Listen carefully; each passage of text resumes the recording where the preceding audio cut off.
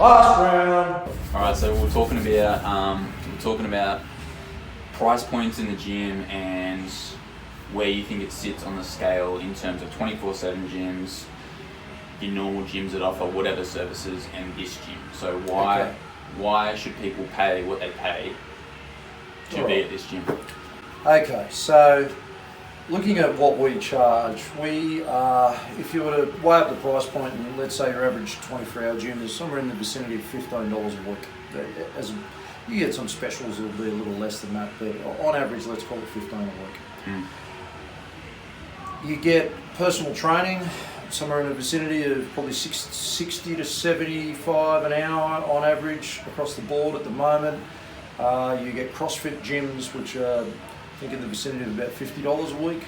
And so we sort of sit on our dearest membership, works out at $30 odd a week. So we sort of sit smack bang in the middle between the 24-hour gym standard and the CrossFit box, and certainly a lot cheaper than PT. So I guess when you look at value for money and what we offer that's a little bit different to the 24-hour gym, and obviously a little bit different to what your average CrossFit box will offer, is as far as coaching is concerned, personal service is concerned, attention to detail is concerned, we're hands down in a better place to deliver that than what the 24-hour gym is. So when you walk into our gym, I'll give you an example of how it would work. You walk in the door, I'd meet you, I'd ask you about your specific injury history, whether you've got any normal things like any recent injuries, recent surgeries, any other normal health problems. So that's kind of where the 24-hour gym will stop. They'll then give you your little waiver to sign. They'll give you your cookie cutter program. You may get a half-hour free session with a trainer who will walk you around and show you how to use some of the machines and give you the standard program, and then you're left on your way. You'll come back a week later and you'll be lucky if the guy behind the counter, first of all, A, acknowledges who you are, or B, even knows your name. Because they're franchises, right? And they just, people will do a franchise and then they just man the desk essentially and look after the facility, and then it's all externally in terms of PTs and stuff. Yeah, generally speaking, and there's going to be exceptions to the rule. There's going to be some owners of the 24-hour facilities that are much more in tune with their members and that are going to offer a better service. But if you were to categorise it on the whole, what you would say is that it is generally full of trainers that perhaps don't have a vested interest in the business themselves, so they're not financially in the business, they don't have skin in the game, so to speak. They're working for somebody else, quite often a business person who may not even be a trainer themselves or have any interest in fitness whatsoever. They've just seen it as an investment opportunity. Got on it quick. Get in it at the early stages. The more members you get in, the more money you make. You hope that most of them don't turn up, because you get less wear and tear on your equipment, and you couldn't possibly house them in most of the facilities anyway. So if you get some of the 24-hour gyms, you would have somewhere in the vicinity of 500 to 1,000 members, but yet only have the capacity to maybe have 50 or 60 people in them at any given time. And so what they rely on is cheap memberships that just roll over year after year or month after month. Hardly any work, and nobody turns up. And then when they do turn up, they're basically provided the equipment to do with as they see fit, with no real guidance or instruction on how to use any of it, or how to get themselves from point A to point B. Now, people really shouldn't be surprised by this. People are paying a very, very low amount of money.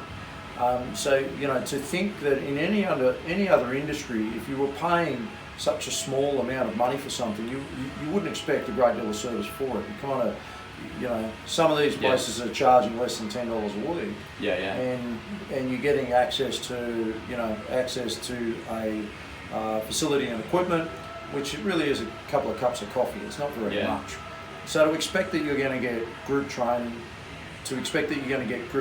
or personal training that's got any sort of real supervision and instruction, it's asking a lot for a very little amount of money. And they've kind of dug their own hole, as far as I'm concerned, in the fitness industry by perpetuating fitness as something that anybody can do well, Yeah. regardless of what their understanding of it is. Because it's great for the bodybuilder that lives just down the road and there's no one in that gym, and he just goes and puts his headphone along and knows exactly what he's doing. Yeah, 100%. So Yeah. there's a certain part of the market Yeah. that the 24-hour gym is really geared towards. And Yeah. initially, the bodybuilding community was quite a fringe community. There was only a, relatively speaking, a small number of people that did that type of thing. They had all been, I guess you want to call it, relatively educated in how to lift, and it's not to say that things were optimal, but they at least could conduct themselves with reasonable safety, knew how to put a program together, knew how to execute the exercises on there, and knew what to eat in order to get themselves in good shape. As time went on, the prices continued to fall in the gym market. They opened it up to the wider population, and then anybody who decided they wanted to get fit could come in and use it. It's a great theory, to get everybody fit at a very low cost. It's a fantastic idea. Gym, Yeah, but the issue is that most people really don't have the tools or have the knowledge or the expertise to safely conduct themselves through a progressive training program or get results. So one of two things happen. They go in, they conduct the program that they get given on the piece of paper, which is a cookie cutter program. They generally, are probably going to be doing some of the exercises, in an unsafe way or not optimally. They generally won't modify their loading over time. They generally won't change any of the things that you need to change in order to see progress. Yeah. They become disenchanted as a result of not seeing progress, and eventually, one or two things happen. They either give up because they're not getting the progress they want, or they hurt themselves, in which case they have to take time off and then they give up. Yeah. So either one of those is not a good result. And then inevitably, a year later, they eventually decide to cancel their gym membership. So although it's only cost them a couple of cups of coffee a week, it's still been $10 wasted a week because they haven't made use of it. They certainly haven't got any progress for their money. Yeah. So although it might seem like a really good short-term investment, it's kind of like buying, you ever hear the expression, buy cheap, buy twice? So you buy something that's cheap and it breaks down, you end up having to buy the expensive one anyway to replace it because this one's made properly. So in this quick fix lifestyle that we live in at the moment, and people want instant solutions, where there's been a little bit of a breakdown is when we look at the cult bodybuilding community that was fairly small, back 20, 30 years ago.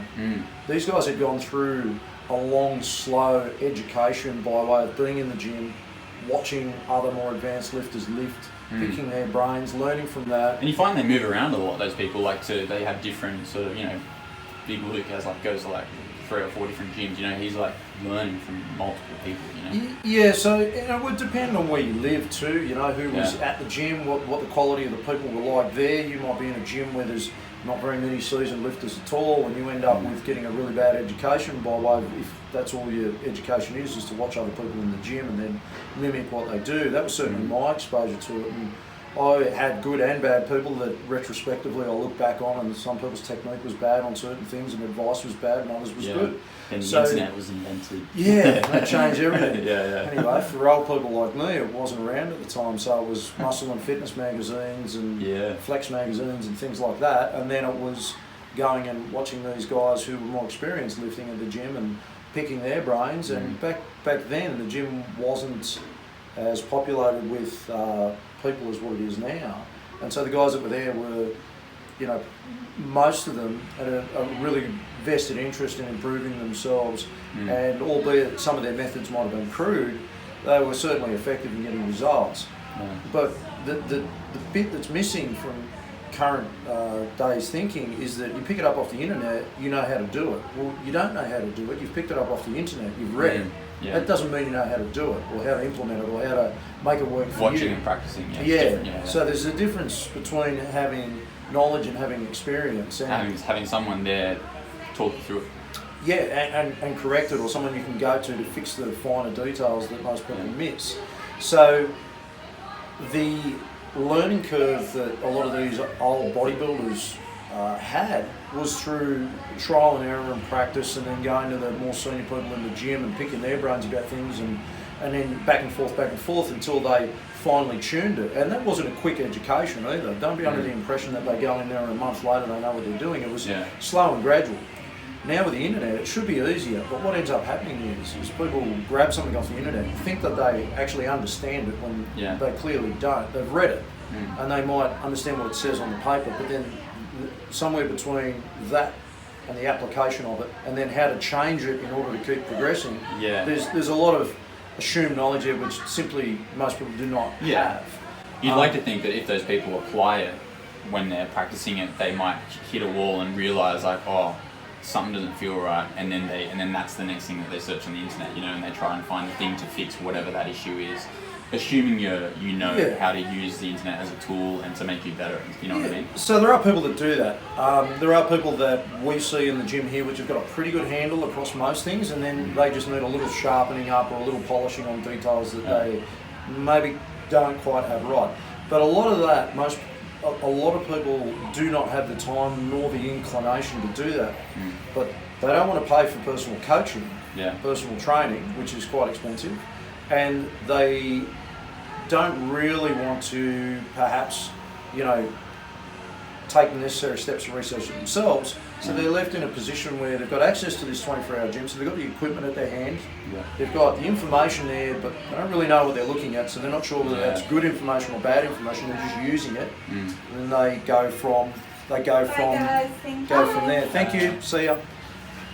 They go from that position where they've got their information, not really sure whether it's good or bad, but they're going to apply it as best as they think, and then eventually it's either going to work or it's not, and then we go through that whole process over and over again. Then they come in here and they go, Matt.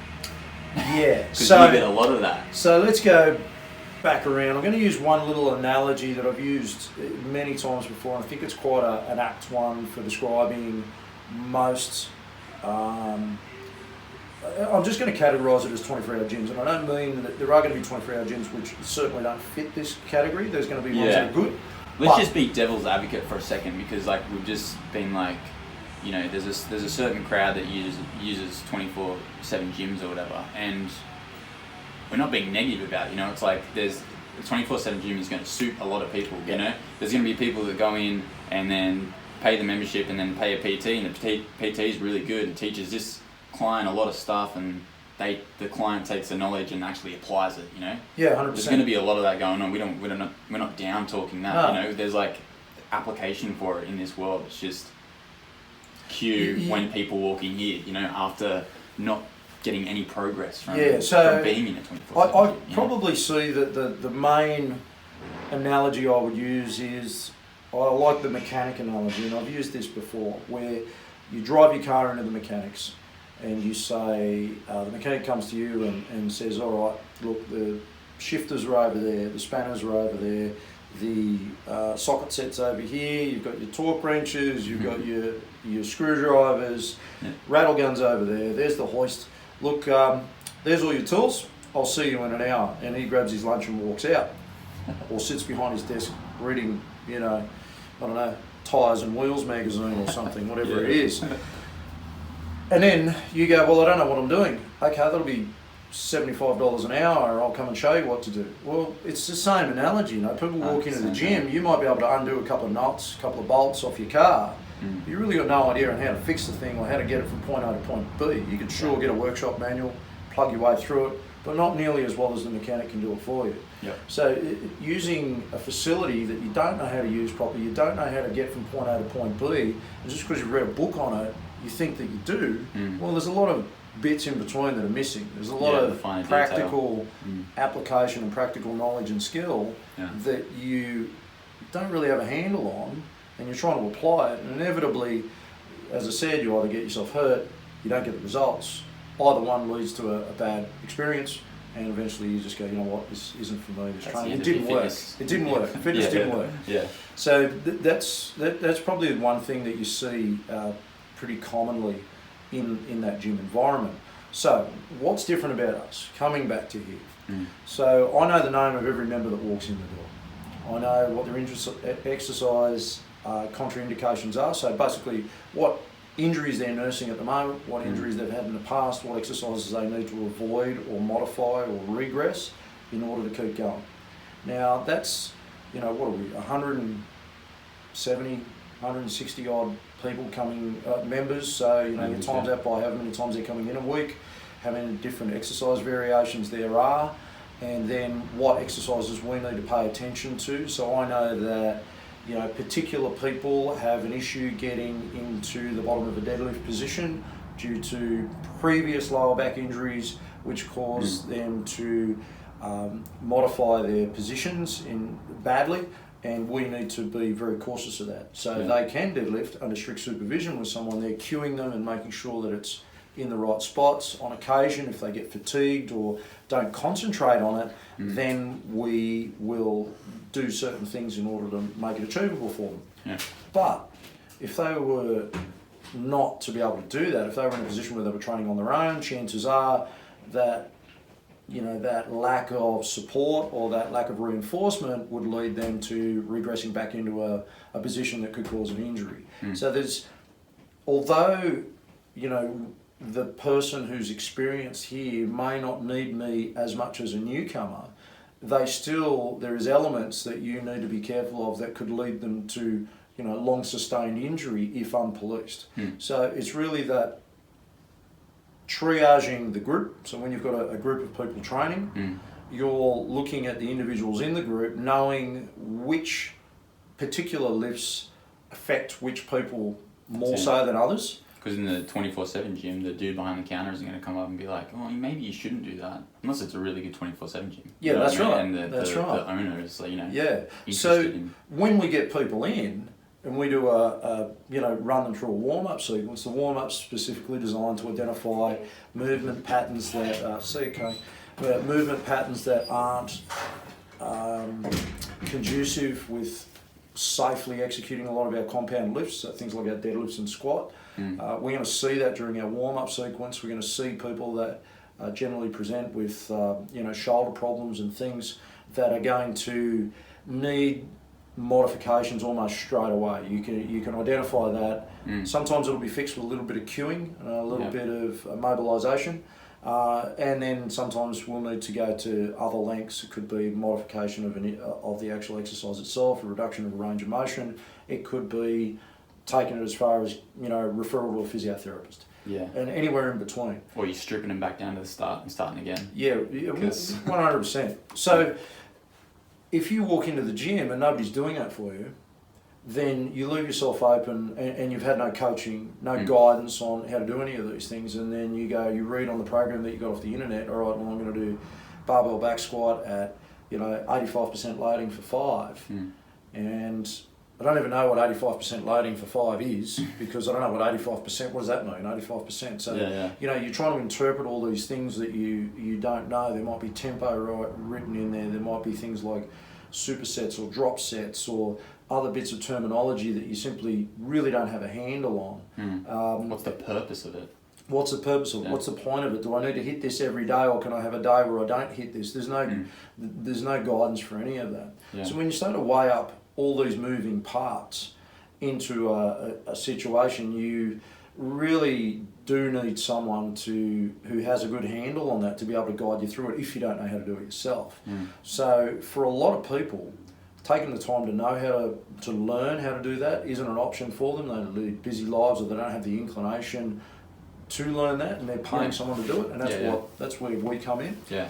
Or they're simply in a position where maybe they know it, or they can recite it, but they don't feel confident enough to be able to apply it on themselves without that extra set of eyes or set of hands. Because it's almost like, when you're learning something and you're learning something well, you really got to be interested in it, don't you? Like to progress forward. And I guess some clients, or a lot of people that come here, maybe people that don't have a massive interest in it, but when they're doing it, they want to be told if they're doing it right, or they don't really want to think about, is this right? You know what I mean? Yeah. And that sets apart a lot of different people. But it's a little bit of a bugbear for me, to be honest, because our mission statement, if you want to call it that, is education, application, innovation. They're the three things that we sort of hinge on. So what we're seeking to do is I get that people want to come in after work and don't want to have to think about what they're doing and just have a place to zone out and do their workout. That's cool, and that's fine. But what they can't do is they can't zone out in the execution of the exercise that they're doing. So there's certain things that they need to focus on. They need to focus on the details of the movement in order to do it safely, and that's non-negotiable. So if someone who wants to do that is better off getting into a position where they can exercise that's very, very low risk of injury, but in chances are it's going to be very low yield as well.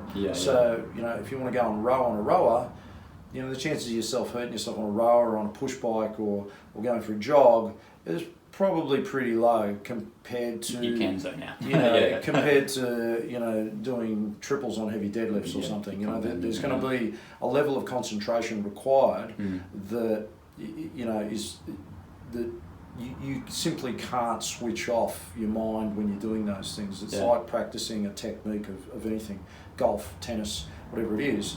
Focus on the details, get it right every single time, and then that's when you'll really start to see the progress, and you'll manage it safely as well. So attention to detail is one thing. Knowing, you know, your exercise selection, knowing what your programming looks like long term, what are the goals of the clients, knowing how to identify bad movement and what's going to lead to an injury, and then what are the, you know, what are the standard sort of regressions that you can put in place that when you see a particular type of situation, you can respond to it. So, you know, I'll give you shoulders are a good example. So someone that traditionally, when we're bench pressing, someone has their arms in this position here, who has a shoulder injury, they may need to narrow their grip a little bit. They may need to rotate their hands into a neutral position with some dumbbells or a log or cables or a sled press or something. They may not be able to go overhead.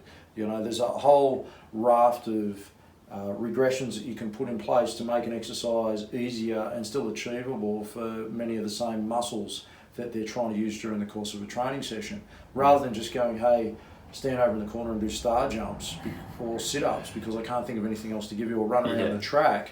Now, how about actually thinking as a trainer and coming up with an alternative exercise that works the same muscles in as close a movement pattern as you can manage without causing the injurious reaction or the situation that is leading to the discomfort. You know, so that takes knowledge, skill, time to be able to implement those things, and then knowing what your limitations are and acknowledging those as a coach, and not overstepping the mark and trying to be a quasi physiotherapist and fix it.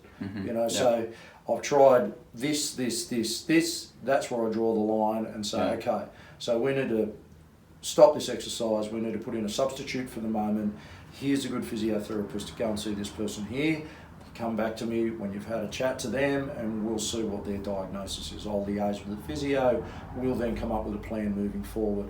A bunch of exercises that we can do, what ones we can't do, other exercises that we need to put into our program as our rehabilitation exercises. So we make use of those. While still being a part of the group, because... While still being part of the group. You know, you're doing...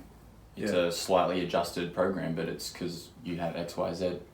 That's right. So if you don't have those processes in place as a group trainer, then how can you possibly hope to advance individuals in the group?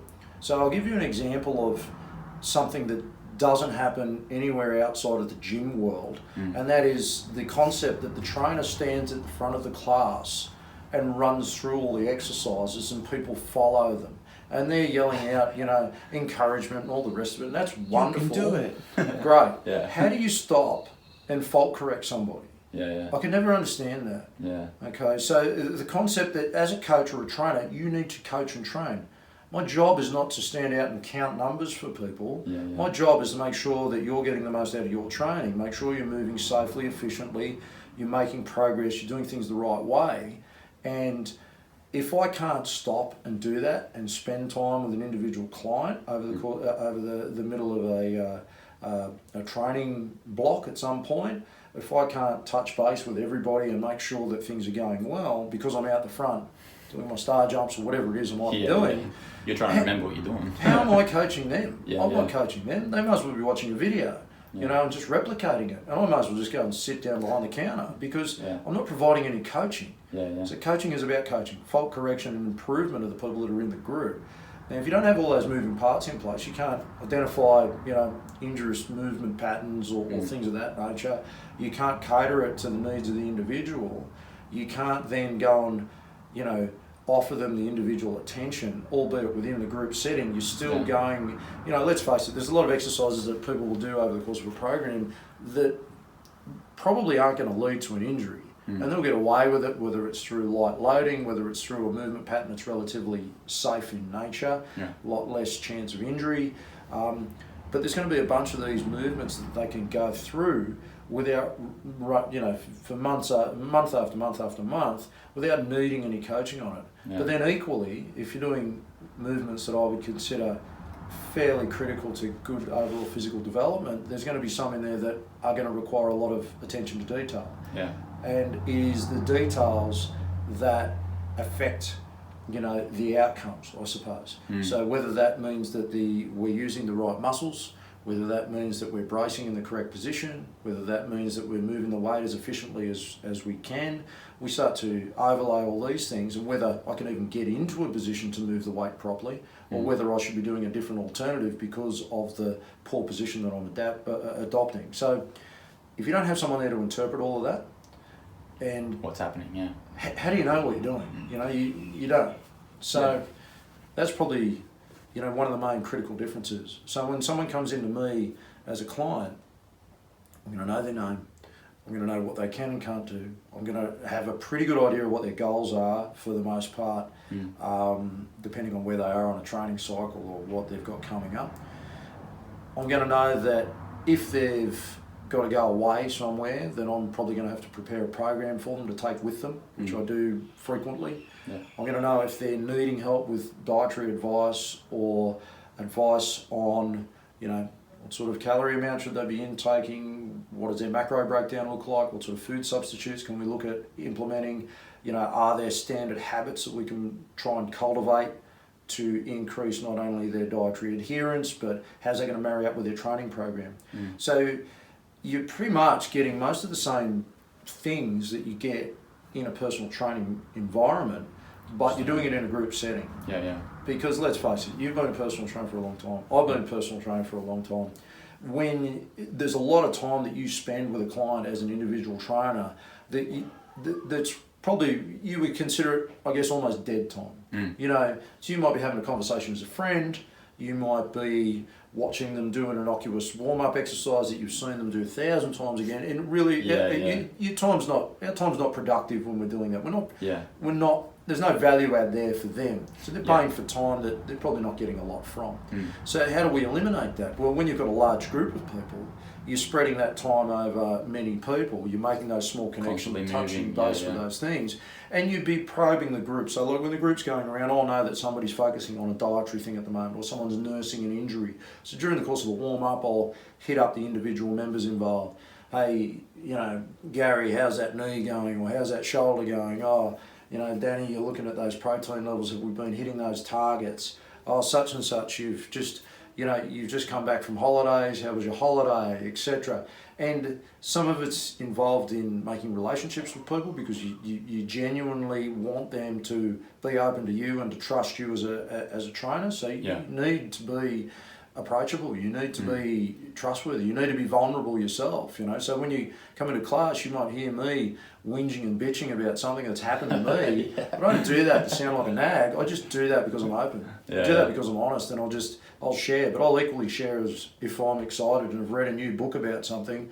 I'll be banging on to the class about this wonderful new book they should all be reading. And they'll be looking at me going, oh, here we go again. But the point is that it's... Everyone's laughing at home because they've had that conversation. Yeah, 100%. Anyone who comes to this gym has been cornered by me about some new exciting thing that I've been tied up in, and they'll go, here we go, so I'm finished tangent this week. How much time we got? Yeah. But the point is that that's a two-way, that's a relationship. Yeah, 100%. It's not me, it's not someone walking in the gym and swiping a card and signing in and me going, hey Ralph, hey Bob, and they walk on and there's no conversation had. So let's just cue in here. So we've just talked about 24/7 gyms and the difference between that and this sort of service. Yeah. Let's go the other end. So you've got your CrossFits. Let's have a look at that.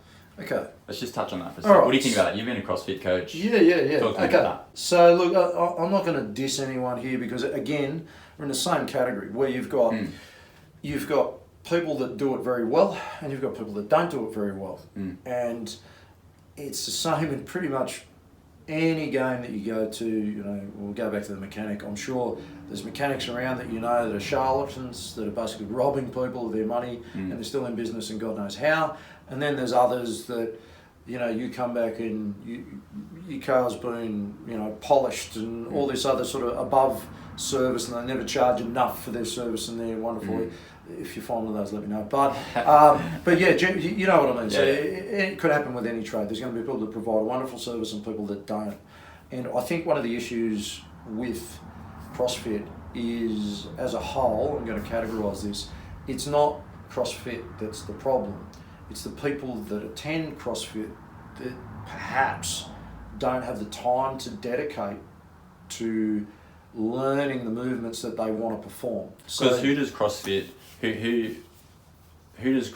appeal to if you're a client? Who's going to CrossFit? Okay, so for me, if I look at competitive alpha athletes, okay, now they may be, they may be very good and very talented and very competent at what they do and willing to put in the time required to learn some of the complex movements, and then maintain the skill set and then apply it correctly and get some real benefit out of it.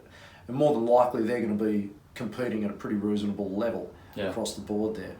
What the problem is when you get, your average football player or your average guy who's pretty alpha but hasn't had a lot of experience in the weight room, doesn't want to spend the time to learn the technique involved with establishing good movement patterns and good habits that allows them then to load the bars with the weight that they should be capable of moving. It goes hard too early. Goes hard very early without learning the foundations because they don't have the patience for it.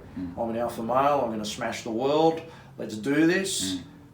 Hang on a minute, I don't want to spend 6 months on a broomstick learning, to get into a position where I can perform a snatch properly, or going through, hundreds of hours of light empty bar or very light loaded bar, snatch complexes or clean and jerk complexes or things of that nature in order to get the foundation in place so that I can perform these movements to what I should be capable of doing. They don't want to spend the time doing that. So they skip all that part and then go and try and apply it just through brute strength. Inevitably we end up with a bunch of issues and injuries. Because if you're an alpha, you're going to the gym and you're looking at the best guy and you're going, I'm going to take him. I can do that. 100%. And if we had movement patterns that were perhaps less complex and less difficult to execute correctly, safer, then there may be a chance that they could get away with that and manage that with a lot less risk of injury. But let's put this all into perspective. So not only are you going to put in really complex movement patterns that are difficult to execute, that most people don't have the foundation to do correctly. They can't even squat, bench and deadlift properly, let alone performing snatches and clean and jerks. You're then going to put a time constraint on it and you're going to race them against other people. So any technique they did have is going to dissolve as they get fatigued. As they race against the clock, it's going to get looser and worse. There's time pressure there. And they're alphas, they're not going to slow down. They don't want to slow down, man. They want to win. They're going to win. So they're going to be ultra competitive. And then on top of that, you're going to physically, because this is what they want. They want that feeling of spewing in your shoes, busting yourself into the ground. And the harder you've gone, the better the workout was. And it's a mentality that I fell victim to many, many times before. The concept of go hard or go home was the only thing I understood for a long time, and it took a fair bit of time for me to step back. There's a time and a place. There's a time and a place for that. Don't get me wrong. I'm not shy on pushing the envelope, but it's done at the right time for the right purpose, with the end goal always in mind. Correct information and applying correctly. And with the end goal in mind. Okay, so. Here's the thing. If you were to say to someone, okay, I'm coming in to do CrossFit, I'm coming in for a workout, say, all right, good. We're gonna do snatches for an hour with an empty bar. and we're going to nail this technique, and we're going to do that over and over again, you know, for the next, I don't know, 6 weeks. We're going to spend 2 sessions a week. That's all we're going to do. How long do you think a lot of these alphas would hang around for? I'm going to guess not very long, because I've seen it before. They come in and I can move more than this. Oh, that wasn't much of a workout. Well, you're missing the point. What was the point of the workout? Was it to progress you or beat you into the ground? And until you get that clear in your mind that the training is not a competition, and people, and once you make it competition, you can do that. By all means, you can get some value out of it. You can get some mental durability. You can get a bunch of qualities that are really good out of it. But you've got to succumb to the point that you go, is it the most productive way of training to move forward and progress safely, long term, making you strong, making you better at all the things that you're trying to get better at, keeping you healthy, or injury free, you know? Or is it the short term drug that you seek, the adrenaline pump, CrossFit in lights, the sweat, thing? So fronting, CrossFit games, you know? Yeah, all the stuff you see on social media. So, like, balancing that out. Now, there are going to be dudes out there or girls out there that are going to go, no, I'm going to spend the time to learn all the foundations, and I'm going to smash it and be competitive every day, and they're going to get all those things because they're willing to spend the time. But if you've got 4 hours a week to train, you're coming in, you know, 3 to 4 sessions a week. Let's make it even 3. Let's call it like an average gym user might come 3 times a week to the gym. Let's call it that as an example. How long do you think it's going to take them to perfect all those movements to then be able to apply them under pressure with the RX loading, etc., etc.? And there's going to be coaches that you get a big, strong guy in there, and they're going to be tempted to go, yeah, man, throw that weight on the bar and get after it, because they want you to walk away with that good workout. And they're not the only ones guilty of it. Like, I'll take it to the other extent. You get a boot camp in the park, right? That's you. That was me before. Boot camp in the park, and I was guilty of this. In order to get a stimulus where you feel like where you get people to that point where they feel like they're spewing in their shoes. I don't know why I keep using that expression, but it just comes to mind. There are going to be technique sacrifices, and the worst part about doing it in the park, CrossFit at least, when you do it, you know you've stuffed it up because you injure yourself, right? So there's the alarm bells. Hang on a minute, I wasn't in the right position for that, and I know because I've hurt myself. Or I was overloaded, I've hurt myself, whatever the situation is. It was an issue. I'm out for a month. I'm injured. There's a consequence to pay. Boot camp in the park cultivates, in general, people that are just trying to go faster, with not a great deal of immediate repercussions for the bad movement. So, you know, let's teach a bad squat pattern. Let's not police it. Let's not worry about knee positions, whether we're getting, you know, lumbar reversal at the bottom of the movement. Let's not worry about if our push-ups are not, you know, we're getting lumbar extension and we're not managing to keep our core, you know, usable, and we're reaching with our neck, and we've got all these, you know, bad shoulder issues and things associated with performing these movements hundreds and hundreds or thousands of times over at a fast pace with no immediate consequence for it. So that ends up with this slow eroding away of a whole bunch of things that lead to postural issues, etc., etc., etc. So and they don't come to notice that this is an issue until they come into a place like this, or until they go to CrossFit and they're trying to load something. Because let's just, how long were you doing that before you realised that this is wrong? Like, you know, like the boot camp thing, like... Yeah, so look... Touch on that for a sec. That's interesting. It's funny, I would never actually say that I ever thought it was wrong. What I would say is that you fall into the trap of not... I'm pretty anal about... It's like a trend, you know? Like weird, like... You fall into the trap of having to accommodate the people that are your clients. So what you end up with is you go, all right, I'm fulfilling a need. People come in, they want to feel wasted when they walk away. Now, short term, that gets you return clients, return business. Okay, people walk back through the door. I got smashed. You should go to this guy. This is awesome. Feel trash. That's hardcore, man. Yeah, it's hardcore. You know, so I came out of like training people where I was training previously in the police, and the people from, you know, immediately when I left the police and then went over and started doing PT and the group training boot camp. The mentality of going hard was normal for me, so it was quite an easy thing to just bring across. The issue was that clientele that I was training were not the same people that I was training in there. No. And the repercussions for the guys in there doing something wrong was they would be moved out. You know, they could be moved out of the unit. They could be reprimanded. You know, whatever the case. There's consequences for it. Yeah. So the attention for them to perform things correctly, it was a far greater. There was a far greater price to pay for not getting it right. Right. Yeah. Okay. Then you move to civilian world. There's no price to pay for not getting it right. The coach yells at you if he sees fit. Yeah. You know, or whatever it is. But there's no financial consequence. There's no consequence to your where you work or your entire life if you start to ship people out of working in one office and they need to move back to wherever they came from before. They could have consequences on their travel, their daily routines, their entire life course to some extent.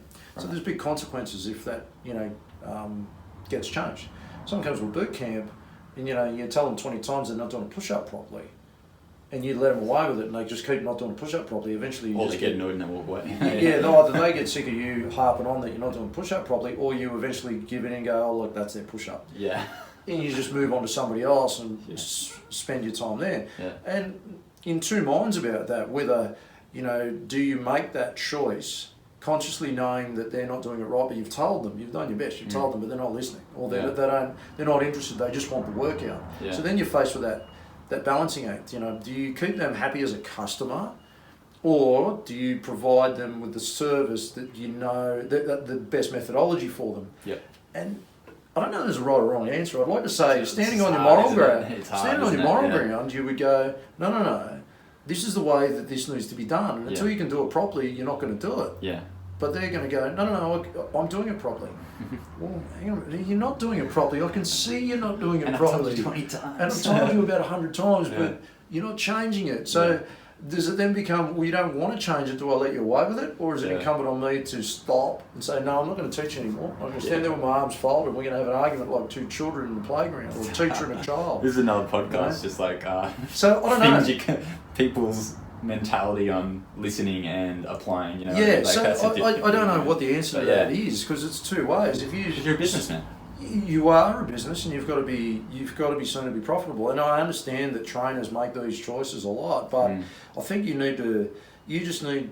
Where I'm at the moment is that I just draw a line in the sand, and there's simply standards. Yep. And if you don't meet the standards, I'll give you a modification that you can meet, but you're not going to step into that new territory until you're ready.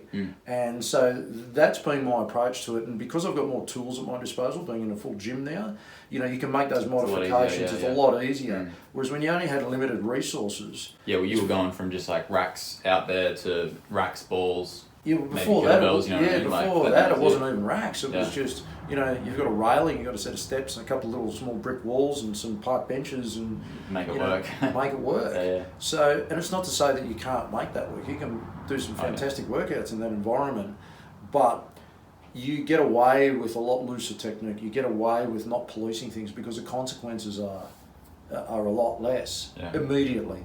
Long term, they're still there.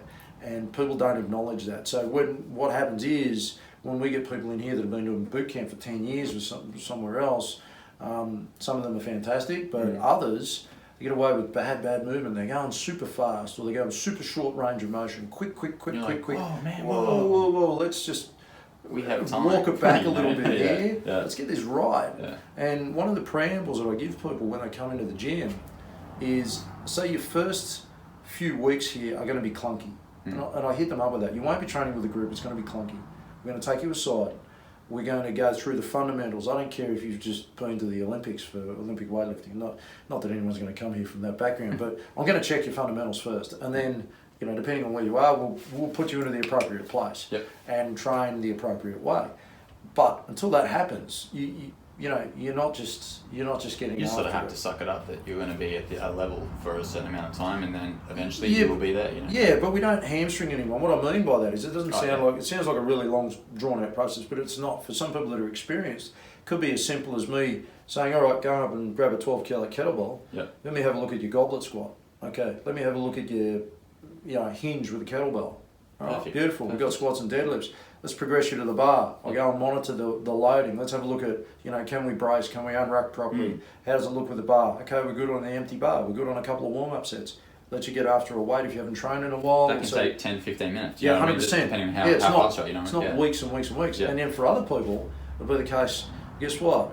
We're going to squat with a kettlebell, with a band around the knees, sitting onto a bench that is going to hopefully set us into these positions that we're going to deal with all these things that are going on that we don't quite have a handle on yet, and we might be doing that for a month depending on who it is, and then other people might be onto their 200 kilo squats. So it's not to say that we do it with the view of pulling everyone back. It's more to the view of just going, all right, where do you fit into the picture? What do we need to work on? What do I need to pay attention to? You've been out and you're nominated, you had a knee injury 2 years ago. How does that affect your squat now? Yeah. You've played soccer but you haven't squatted. So let's have a look at it. So all of that, none of that can be done in a group training environment where you're standing out front demonstrating things. Yeah. Or you're doing things on the clock where you can't stop and coach. None of that can be done if you don't know the name and injury history and have time to stop and coach a client. None of that can be done under those circumstances. So I guess you've got to look at the big picture and go, well, how effective can any of the training be for the individual if it's not geared for the individual? Yeah. So although the program might be overlaid for the group, there could be, in one class, there might be 10 to 15 exercise variations that people are doing within that class. And they could be the smallest things, or they could be completely different exercises. That could happen in one class. You spread that across, what have we got at the moment? 3, 4, 2, 6. So 6, 4 is 24, 30 odd, maybe 35 classes a week, something like that. 35 classes a week at up to 18 people a class. It's a lot of individual variance that you've got to have your head around. It's a lot of coaching that you've got to remember what people are like, and quite often when we get new people in, I'll tell them, remind me of this. So if this is your thing, I need you to remind me of this, because I've got a pretty good memory. I know most things and can see most things, but there's some that are going to slip through the loop. Someone gets an injury that's fairly innocuous and doesn't give them a lot of grief, and we haven't had to modify a lot. It's just been like a comment a month earlier, and then it starts to flare up. Well, I might need a reminder on that. Oh, that's right, you had this. Okay, we need to change this. So having all those moving parts in place, having the ability to know, what people are trying to do, and then touch base with them on that. Oh, you are trying to get your protein up. How's that been going? What are we doing? It's just a big gap, hey. You're just trying to, fill the void with a happy medium between all these things going on in the fitness industry. You're just trying to because you're trying to find the future, right? Because the future in the fitness industry is, well, for just me, figure it out, I guess I don't know what the rest of the industry is going to do, but for me, it's pretty straightforward, right? Yeah. So, for me, the future of the fitness industry is educating people on how to do it correctly. That's right. We were talking about this the other day. Yeah, creating a educational. Education, application, innovation. School. 100%. And school.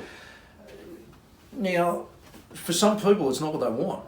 It's not what they want, but I would argue that a lot of people perhaps don't stop and think of the bigger picture of what they want. So, they look at what they want, they go, I just want to de-stress and do this and I don't care. That's fine to start with. That gets you in the door. But if all you want to do is work up a sweat, then just get on the floor and burpee until you can't burpee anymore. Job done. Yeah. That's it. It's free. It's free. It costs you nothing. You'll work up a sweat. You'll be gassed. You'll probably get a little bit fitter. You might end up with a lower back injury, but other than that, you'll be gassed. Mission accomplished. You'll feel like spewing in your shoes in 10 minutes and you're all done. You can do that at home, people. Yeah, 100%. Do that at home. Get into that and you're good to go. You don't need any coaching any further, and go and see a good chiropractor when you're done, probably, after a month. All right, but no, in all seriousness, if you don't spend the time to learn how to do it properly, then you're never going to advance in it. And it takes some people longer to realise that, If they stick around here for long enough, they'll figure it out. But anyone who is any good at this game has a vested interest in learning something about it. I've never seen a good athlete that is completely, how would you put it, completely blind to not wanting to improve what they're doing. You know? Right, yeah. They have to be invested in that. You have to use every tool You have to use in it. the belt to be the best that you can. Yeah, but and it's not about someone spending 50 hours a week reading up on training and all that. That's my job, you know. That's not their job. But what it is that when you learn something, you at the time that you're applying it, you think about it, you remember it, and you apply it. And one of the other things, if we look at the other end of the spectrum, we were talking about how individual training, you know, we're looking at PT being the pinnacle of supervision for an individual, where you've got one-on-one, and there's no other, you know, the energy is completely devoted to the individual. And good PTs, you'll get every bit of value out of them that you will out of any other service. You know, you get a good PT, they're worth probably 3 times what you're paying them for the benefit that you get out of it. Yeah, you know? And you'll have those ones that just fall into the rut, like you said, like, and just keep the business. You know? So you compare it to, I don't know, do any service, compare it to going and getting a bloody haircut. What does a haircut last you for a couple of weeks or something? And people go, but a PT is only an hour. No. If you're utilising that person properly, that hour impacts you could impact you for the rest of your life, depending on what they're showing you and depending on whether you're actually absorbing it. Now, where the issue is, and I've seen this with clients previously, people that go and get dietitians, they go and get PTs, or they go and treat physiotherapists, or whatever it might be. You name it, they go to that practitioner and they get a plan, and they get them to walk them through it or guide them through it or whatever.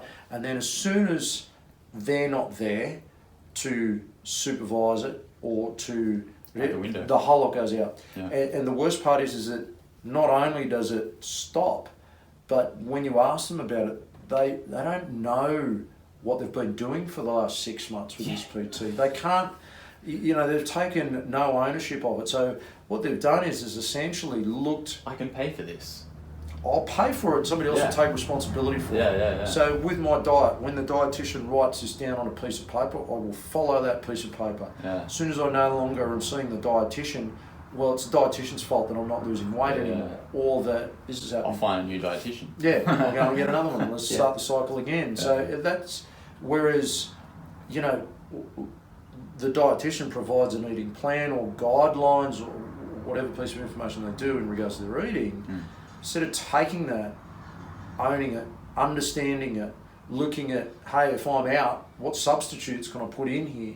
How do I develop good habits from this? It's not about what's written on the piece of paper. It's about developing an understanding of what it means, and then how do I apply it to where I am?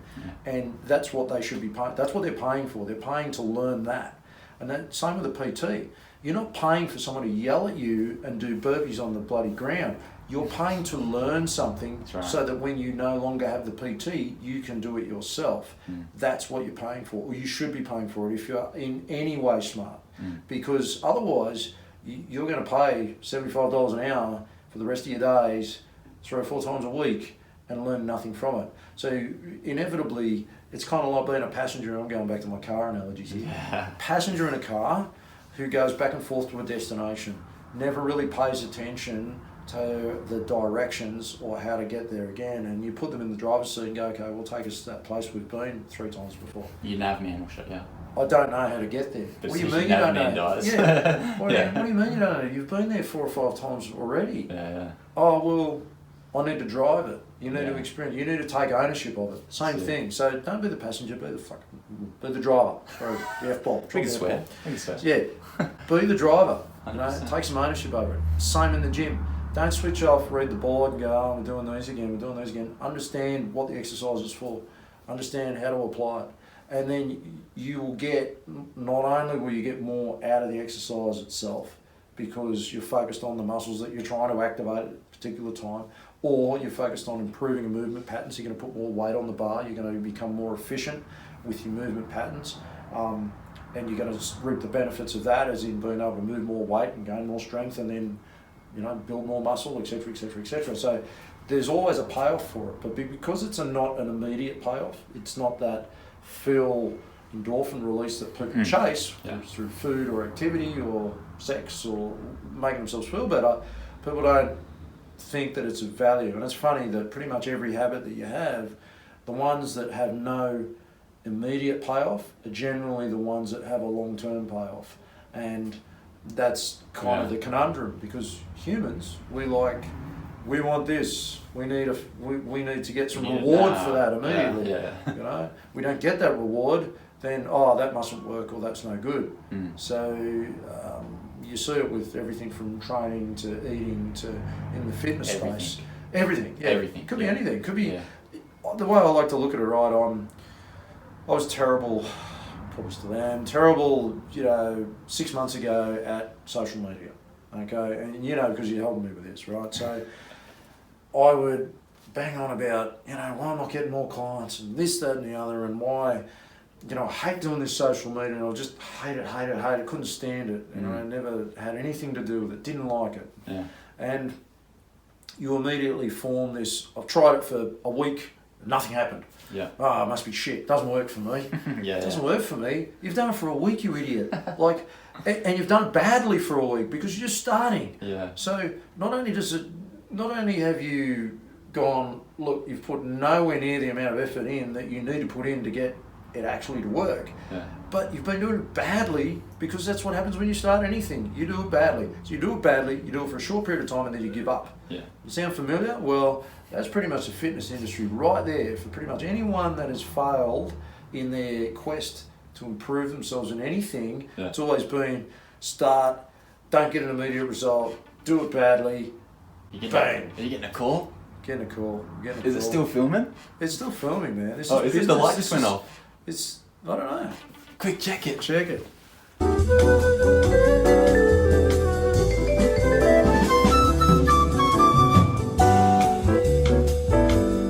So thanks to whoever just called, you ruined the whole video. You ruined the whole thing, man. Come on. It's supposed to be professional here. I was just banging on about how good I'm getting on social media, and this happened. Someone Look calls. like amateur. I got it on the other camera, so it'll be funny. Alright, it's all good. Alright, so I'm a new member. I'm walking through the last round doors. I'm going, Matt, what's it cost, man? We've just talked about an hour, and we're dissing everyone in the industry, and I'm walking into this gym and I'm saying, how much do you want me to pay you? Okay. The first thing I'm going to say is the first session's free.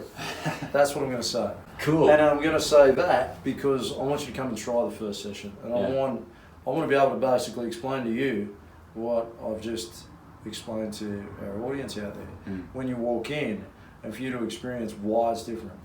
And two things are going to happen. One or two things are going to happen. You're going to walk away going, I didn't get much of a workout here, and you're going to be impatient, and you're going to go out the door and go, man, didn't like that joint, didn't get much of a workout, No aircon. No aircon's a clunky old building. I'll tell you something about that in a minute too.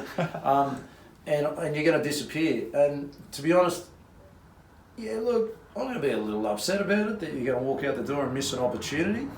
But if that's your mentality, you're probably not right for this place anyway. You're not there yet.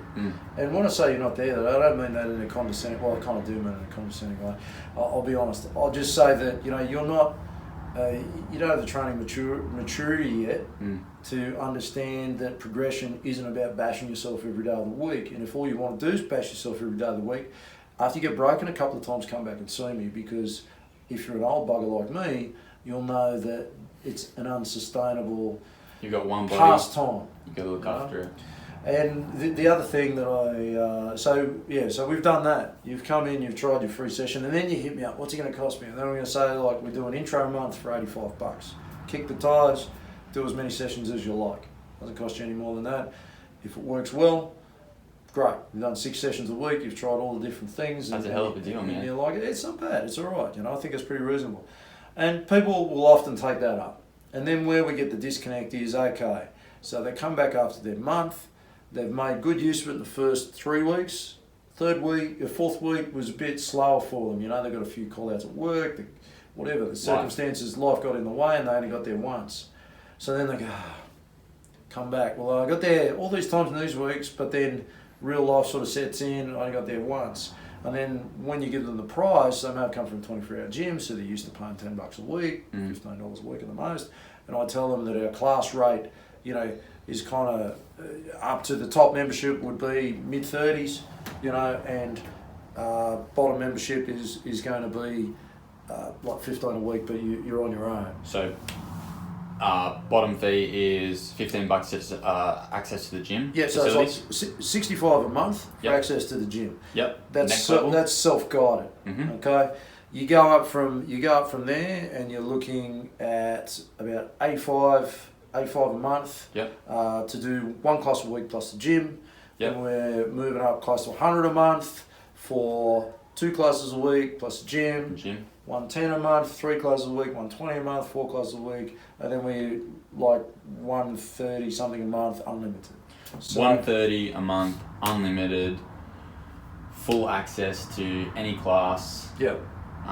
Your knowledge, education. Well, you get that with any of them, right? So yeah, like the only one better. Open gym, I can't be there all the time to walk the floor and supervise everything that people are doing. Yep. Okay, there's other, you know. Your time is precious. Well, not just that. You've got other paying other paying private clients that we utilise that open gym time to coach. We've got groups that we coach in that time space, and there's other things like social media that we do in that time space. So, but if there's plenty of people that come in that can make 2 or 3 classes a week, but they're coming in 1 day a week because they've got to go away early or something, and they can't make the class time, so they're in between class, and they'll have a look at the board for the workout, and they come back and hit me up and go, "Hey Matt, don't understand this exercise, can you run me through it?" 100%, come out and run you through it, or "Hey, can we have a chat about my diet? I've got XYZ, I'm doing this.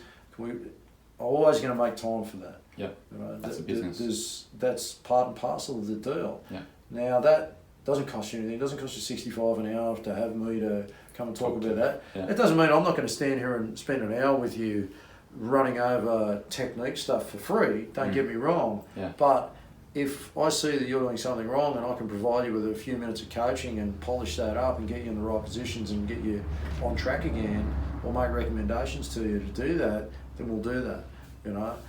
If you get things that, I get so many people that have different sporting applications, so they come in and they go, okay, this is where the innovation side comes in. You get people like we had a guy come in a while back, a paddler. He's got this paddling event coming up. Not getting enough. The Hawkesbury Richard Bridge. I don't remember which one it was actually, but I'm not getting enough time on the boat. Because normally I would say, I've got a bit of a thing with this where people try and replicate what they do in the sport, in the gym. Doesn't translate in most cases, doesn't translate that well. So the concept that I would always look at is that we make the smallest adjustment to a movement pattern by trying to affect it on a cable machine or replicate it or something like that. People automatically go, this is the sport, we're going to try and replicate that in the gym. Not necessarily a great translation.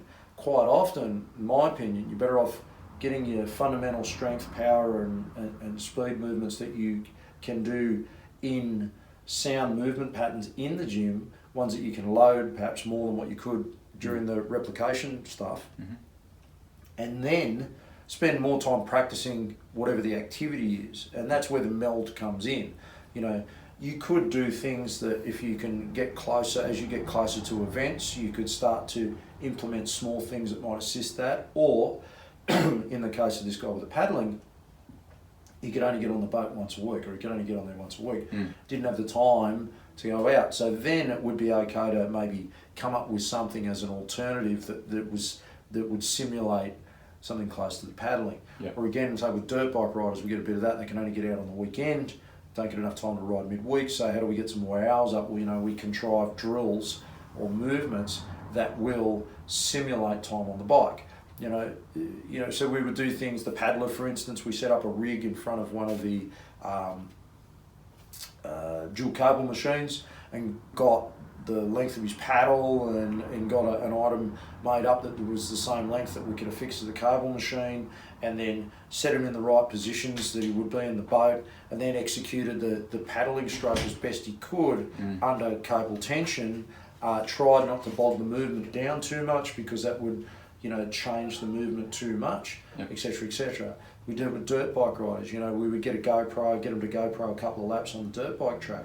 Then we get them to simulate that on like Swiss ball between the knees, squeezing the Swiss ball, bar with some band resistance in place on two sides. Yeah, yeah. So then they replicate cornering, they replicate their pulling and pushing on the bar to simulate what they would be doing on the bike, on the track, as they're watching the right. footage. So they're responding to the corners, they're responding to, so you can do little things like that that will go a long way to helping them replicate what they're doing on the bike without them having to spend time on the bike. Right. But I wouldn't rely on that as my bike training. It's only as a stopgap when they don't have time to get on the bike. So more bike would be better, and just concentrate on your foundational movements in the gym. Get stronger, get more muscular endurance, whatever it might be that you need for your particular sport. Cultivate that in the gym, and then apply it directly by way of more practice in the actual event that you're doing, and try not to wash the two together. It sounds like we're cueing that movie, the YouTube clip of people doing weird stuff in the gym. Oh yeah, gym photos. 100%. The dude in the corner on his little bike. I must admit that standing one-legged on a Swiss ball in a snatch position with 100 kilos over your head, bouncing up and down, probably isn't a sport anywhere I've seen. But hey, who knows? So drum up. All right, so we got our 130 unlimited. Was it 130? Yeah. 130 unlimited. That you got strength and conditioning at the moment. You're doing hypertrophy block, yoga, spin. We've got a couple of those things if you're interested in that. We're trying to get the strength and conditioning. What are we doing at the moment in terms of that? Maybe you run through that for 2 seconds. Like a 7-week build-up program for some testing at the tail end of it, which will be the end of the first quarter, last week of March. Mm-hmm. So basically, hypertrophy block, 4 weeks of that. Then we move into a couple of weeks of strength, a couple of weeks, a week of power or speed. That leads us into our testing phase. So baseline testing on strength, be like your squat, bench and dead. 23rd of March, 28th. Yes, seen that week. Squat, bench, dead, seated overheads and chin-ups. If you move into the athletic stream, if you decide you want to pursue that from there on, what will end up happening is you do the strength test plus 20-metre sprint, a 3-cone agility drill, standing broad jump, and beat test. And that would round out your testing. We run a 12-week program based on enhancing both of those streams, so they'll run simultaneously, slightly differing programs as they go along, and then at the conclusion of that we retest again. Hopefully we've made some progress. So that's the other part about gyms. If you don't have any tangible measure of progress, how do you know you've progressed? That's right. Okay, so if you're not knowing how much weight you're moving, you're not knowing what you can do in each particular lift, or you're not knowing what your body composition is, or you don't have a tangible target to reach, then you're just spinning your wheels. Mm-hmm. So always good to have a way of measuring, a baseline to start, way of measuring, and some progressive, waypoints along the way, so you can determine whether you're making progress or you're not. Allows you then to make adjustments to things like your recovery or your loading or your training frequency or a bunch of other variables that can affect whether you're moving forward or you're not, and getting you from point A to point B. So that's the other side of it. There was something else I was going to say. We're talking about the gym. We're talking about how the place is and air conditioned and all the rest of it. So quick book review here. Daniel Coyle, The Talent Code. He's written 2 really good books, Culture Code and Talent Code. So if you like that sort of thing, get into those books. They're awesome. But the Talent Code, so quick book summary, he goes around the world, finds hotbeds of talent for various activities. They've got an oversupply, or not an oversupply, they've got a disproportionate amount of successful people in a particular field in these little hotbeds around the world. So like Brazil soccer camps, Soviet Union, female tennis players, etc., etc., etc. These little ones around it. So commonalities between, he tries to identify common traits amongst these training camps. One of them was that the environment generally is pretty old, pretty worn, pretty clunky, uncomfortable. Now, theory behind that, anything could be said from it, but it's not what you would imagine, to be the state-of-the-art, top-of-the-line, air-conditioned facilities that are producing some of the best athletes. I think, and he rationalises it out from memory, I could be a little wrong on this, but is that if you come into a place that's uncomfortable already, that you're very clear about what the singular purpose of you being there is, then it kind of, I guess, better prepares you for the toils that are to follow. So the hard work that's to come. If you're already uncomfortable coming into a place, then getting a little more uncomfortable doing particular work is not going to be that much of a change for you. You walk into a joint that's like a health spa and everything's lovely and set out for you. Then as soon as we go, all right, we're getting under a bar with 200 kilos on it, it's like, what's going on here? You know, I can't get my head in the game for this. Yeah. So there you go. That's my theory on why I don't have air So they conditioning. walk in, no aircon, big warehouse looking thing. It's hot. Maybe you're in summer. They go, shit, I don't want to be here, man. Don't and they be go, here. but that's why I'm here. That's 100%. Be prepared to be uncomfortable. That's it. You are uncomfortable. You do not. Comfort gets you nowhere. Yeah. You know, comfort gets you lazy and complacent and not moving forward. Yeah, and the worst part is, as soon as you perceive that you're getting to a point where you are comfortable, time to go and get uncomfortable again, because you're going to go backwards otherwise. You know, so that discomfort is where successful people live mostly. Like really, no matter what it is. You know, whether it's there's not many people that are, you know, moving forward that are comfortable where they are. Otherwise, they wouldn't be moving forward. That's you right. know, complacency sets in and things go pear-shaped. You know what it's like. You prepare for a competition or something, and then you back off afterwards, and you start to see the results of whatever it is you've been achieving. You go back a month later, and without training or without doing whatever, and you go, "Jeepers, I'm going to knock the edge off that already. Like it's falling apart already, and it's only been a month." So a year later, you come back, and it's like, my God, it's like starting over again. So it's that inoculation process where you get uncomfortable, and we push up, that becomes a little bit more comfortable, and then we get uncomfortable again, and we push up, and we just keep pushing that envelope until what was once, you know, super uncomfortable now is a warm-up. You know, and the same for this, you know, type of place. Is a clear message why you're here. There's no ambiguity about what you're doing here. It's clear. You know, and that's free once you pay your membership. 100%. The discomfort comes from nothing. One more thing, we're doing True Coach. You started getting on that platform. Do you want to talk about that a little bit, or? Okay, so True Coach online training platform, very interactive. Love it so far. You can't get to the gym? Yeah, so there will be in the near future some, how would you put it, semi-online training opportunities. You started building it? Yeah, so we started building the platform with our own exercise database, because I don't like the stuff that they've got on there. It's not that I don't like it, I just think we can do a job that is better for our needs.